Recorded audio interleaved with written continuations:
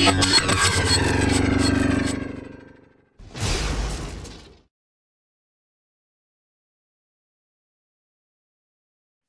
दोस्तों, story unboxing पर आपका स्वागत है।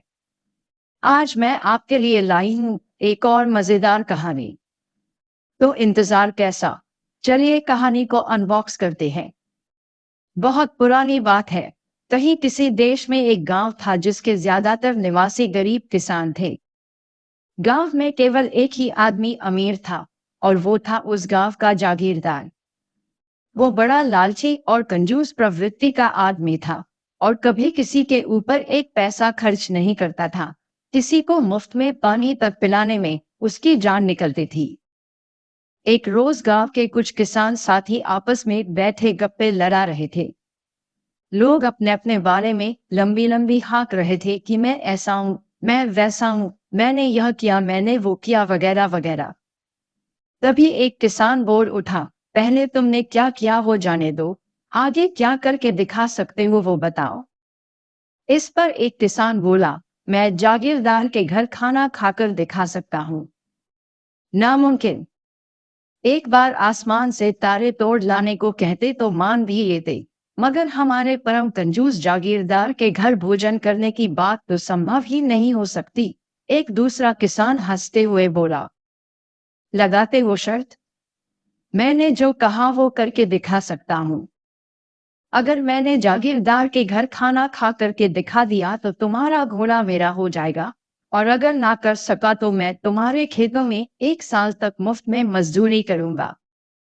तुम्हारी शर्त मंजूर है, तुम जरूर हारोगे, दूसरे किसान ने हंसते हुए कहा।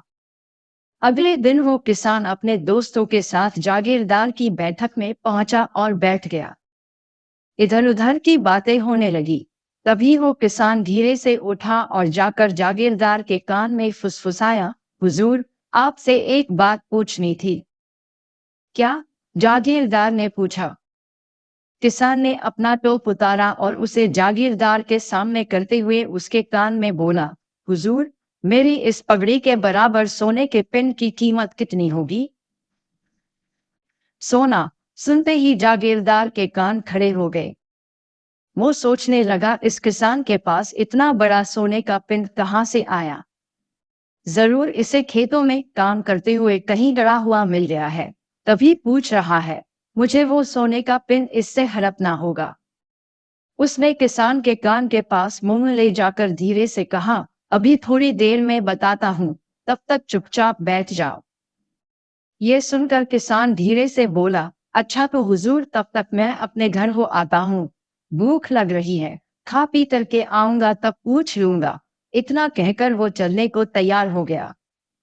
जागीरदार ने सोचा, अगर ये यहाँ से गया तो सोने के पिंड की बात किसी और को बता सकता है।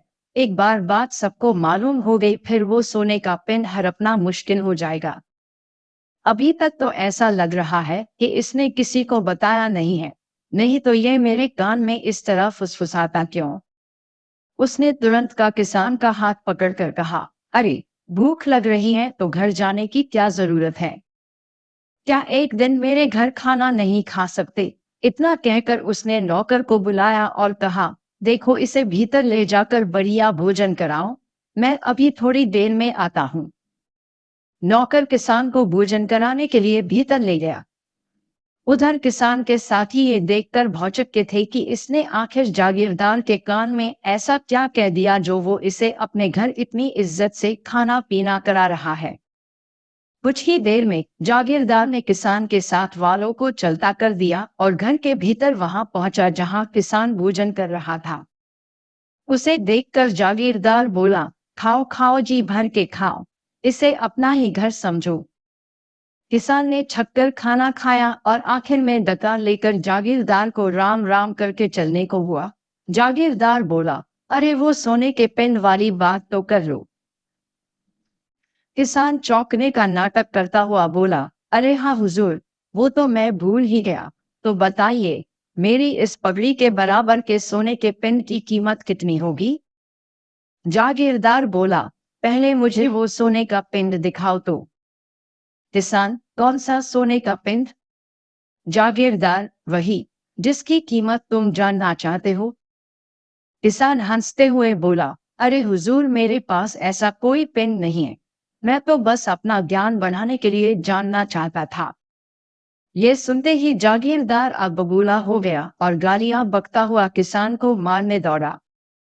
हंसता हुआ किसान वहां से फौरन 9-2-11 हो गया।